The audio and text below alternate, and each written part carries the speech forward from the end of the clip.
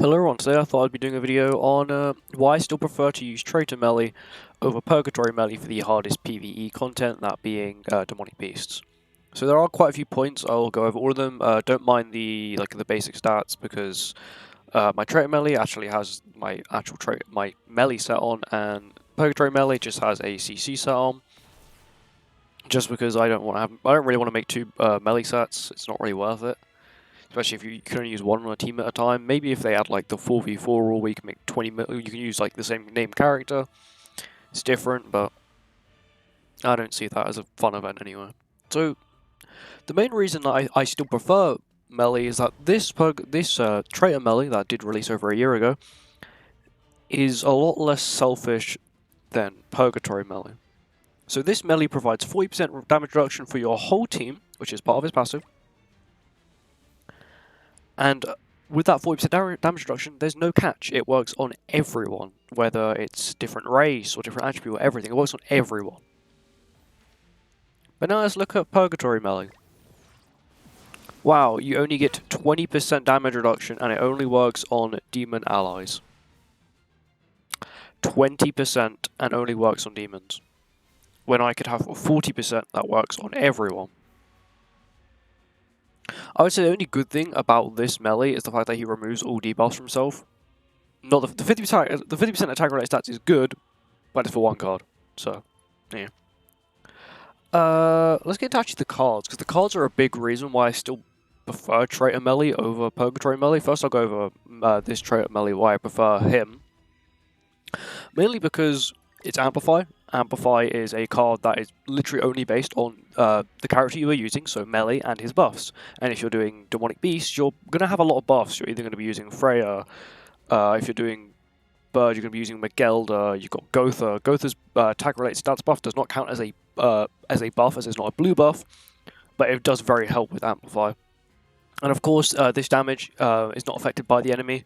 What I mean by that, I mean, you know, if you're using 3 cards in the same turn, they're all going to do roughly the same amount of damage, no matter how much their HP has left. Also, he does have a triple pierce card, 250% multiplier. It's pretty decent, to be fair. It still does decent damage, and the ultimate itself is much... I prefer this ultimate a million times more than good old Purgatory. Purgatory is... his ultimate's very underwhelming.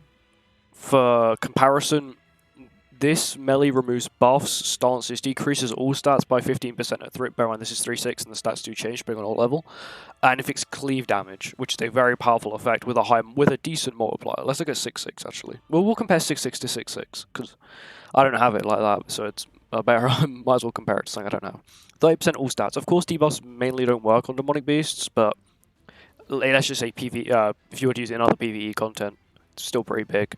Decent multiplier and 100% of crit chance to crit damage minus 100%. Well, that's still pretty broken. Also, his passive does buff all his stats and not just attack-related stats, meaning that he will also be getting HP-related stats. That means that on Demonic Beast, Traitor melee will actually have lifesteal. He can give himself lifesteal, where the other melee will need to rely on support characters like Meliodas and characters like that to provide him with those substats so that he can actually lifesteal. If not, he can't lifesteal at all by himself because his passive is dog. Outfits-wise, I only have all the free-to-play outfits, and I believe they have the same outfits. 4, 3, 2, yep.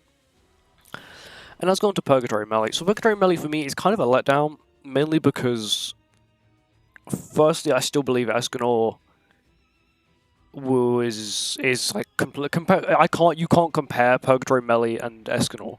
Escanor has stupid literally one card. The first card he pulls a level 2 punch card. He's got Green Gotha. He's got Ludo's. Your melee stats lowered. He upgrades Escanor. Literally one punch is your Escanor. So you're a melee. What can you do? And Estarossa can't have his stats lowered by any of the demon team. The demon team is literally built off increasing your stats and lowering the enemy stats. Escanor can't have his stats lowered. He can't be one shot, meaning when I state for one shot, I mean he can't be immediately killed with one card turn 1. because he has the Final Flame. Of course, he can be killed if he is lower than, I believe, if he's lower than 4/6, he can be killed turn 1, but it will take all 3 cards to kill him. But this melee, his ultimate is kind of, it has Magic Burst, which is not an actual damage increasing effect, just lowers enemies' crit resistance and crit defense by 60%. Which is only really good if you have the attack related stats buff. If not, it's kind of stupid. The damage suppression, you can think, oh, that's kind of good.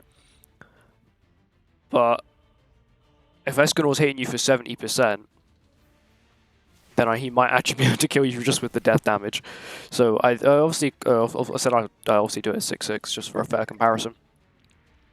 Multiplier's not too bad now. I will say the multiplier isn't too bad.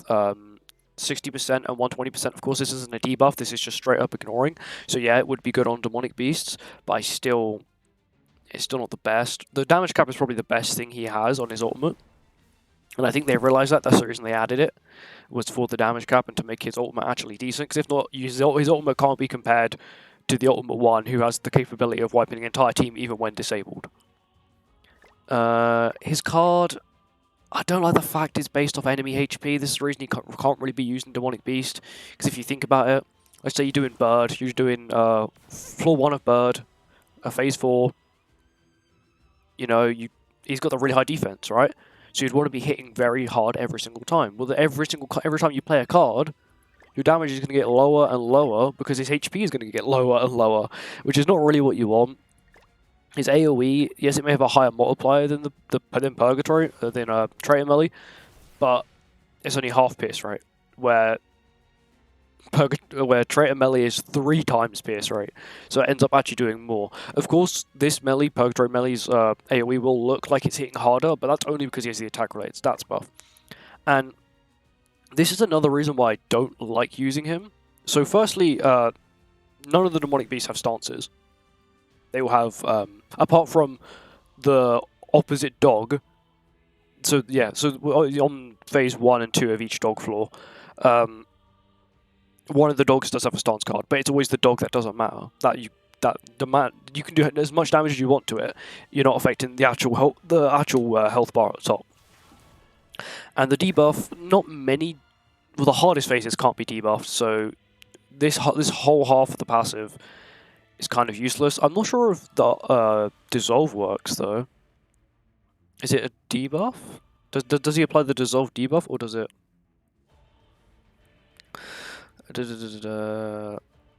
Maybe, I'm not sure. I think maybe it does, but I'm not too sure on that one. The best thing he probably has, so he gives himself 20% damage reduction, is just the one card where he has the 50% attack related stats. So if we're looking at them like flat right, Traitor melee has 30% attack related stat increase, this melee has 50%, so you think 20% is a lot, but that's 20% for one card. If you were to, let's just say, split it over 3 cards, or actually no, let's say we split it over 4 cards, you're using 4 golden melee cards on floor 1, phase 4 of Bird. I bet you Traitor melee will end up putting more damage output, even if this guy has this buff. So he has the buff for 1 card. After that 1 card, he loses the buff, enemy's HP is lower, so he does less damage anyway. Traitor melee, yes, he may be losing 20% attack-related stats, but after that, he'll end up having more attack-related stats. So let's just say we're going to, every single time melee does a card, we're going to add up the attack-related stats to see what would the bigger increase be. So 50%, 4 cards, it's still only going to be 50%, but it'll come back around to the final card, so it doesn't really matter. So he ends up with 50% attack-related stats overall throughout all 4 cards. Traitor melee will end up having 30% on the second card, 30% for the first card, second card, third card, and the fourth card. So all the cards he'll have the 30% attack-related stat increase, which means he would have 120% attack-related stats. You probably think, oh, no, not like he doesn't actually gain those stats, but I'm saying if you would add up all the stats, he'd end up coming out more, even though this one has the larger increase at the start. I just don't think this melee. I think this melee was built more with PvP in mind, but they didn't want to give him a PvP-only passive. I do think he may have his uses in the future. What I mean by is like if you get him 6/6 or stuff like that, he may actually be usable. But I just think that the fact that he only has this true magic buff for 1 card. Yeah, I know 50% is like insane, but you could lower it to like 30% or 25%. Yeah, actually 30%. I think it's like 30% one turn. That's fair. In my opinion, that's fair. But 50% for one card, yeah, it's good on PvP. But if you're looking at PvE, I know you really don't have it one card every turn, but that means you're only gonna have one decent damage card every turn. Where if you're looking at other characters, I'm not gonna compare it to Escanor because Escanor's a completely different character in total. Escanor could probably end up outputting more because he can play more cards. Plus, also he increases his own stats as well as increasing his own damage output, as well as having a card that's based off his own max HP. Sorry, his own percentage of HP, rather than a card that's based off the enemy's HP. He can only buff himself for one card, and has to have the enemy debuffed or stanced, which is not... It's not good. It's kind of sad, to be fair. Stats-wise, Purgatory Melee does have the lower stats. Being overall crit chance, if you were to compare the two, 98%, 112. They both, obviously... Oh god. Purgatory Melee has a hell of a lot more crit damage. So this is HP defense. This is attack crit dam. He's got around 20-ish% more crit damage, which is actually pretty big. But I still don't think it'd make a stupid difference. Of course, he will have higher crit resistance and crit defense as he's a newer character. Lifesteal, it will obviously be higher, but in Demonic Beast, that's completely useless, as it removes 40% of your HP related stats. Yeah, I just think it's kind of sad. I wish that he was good for Demonic Beast. He's only good for one card every turn. But I just think Traitor Melee is just an overall more sound character. He gives your team damage reduction. He increases his stats like indefinitely. Obviously, if you don't play single target cards, you will lose the buffs. But I just think it's much better. His card Amplify is a much better card than based off the enemy's HP, because Amplify you can control. You can use Meliodas, that gives you 5 buffs. You can use Freya, that gives you 3 buffs. That's 8 buffs. You then use your own cards, that then gives you another 5 buffs. That's 13 buffs. You know, you can give yourself 13 buffs and increase your attack by a level 1 card can have just like 390% plus 180. That's stupid. For a level 1 card, that's what the multiplier can be. Now let's look at Purgatory Melee. His max multiplier will literally be 300%. That's not getting any higher, that's 300%. And in my opinion, these percentage multipliers here, and the actual added effect is what makes a big difference. Yeah, you can say he's got 50% attack-related stats, but if I'm running Festival Gotha with the other melee, and with this melee, yes, this one will have 75%, but the other one will have, you know, 55%. Plus, he's also got the much stronger effect. Frenzy is not a strong effect. Yeah, you can say it's 2 times pierce rate, but... What's his pierce rate? 123, actually that's very high, plus 50%, plus the Gotha passive as well. Yeah, it's quite high, but I still think that Traitor Melee is a very good overall character. With his ultimate hitting harder, the ability to remove buffs and stances on some Demonic Beasts is actually also very clutch. And it's a very key role that Melee's ultimate does have sometimes, where the other melee is just built for pure damage, which is not what really you want. Yes, you can say that his passive, that is the 20% damage reduction, is support, but demons are not good for Demonic Beasts. The only demon that is good for Demonic Beast is Traitor Melee. And that's for the fact he gives the 40% damage reduction, which I was using Traitor Melee on dogs, and I used Purgatory Melee on dogs, and I could immediately tell the difference. It's not going to be a video, because I just don't like doing videos on dogs until I can get an easy team. But Purgatory Melee just makes it so much easier. The 40% damage reduction is so insane that I don't think having a selfish character like Purgatory Melee is worth it. If he's passive, if that 20% damage reduction was for everyone, no matter anything, and it was turn 1, then it might be a completely different story. Because trading...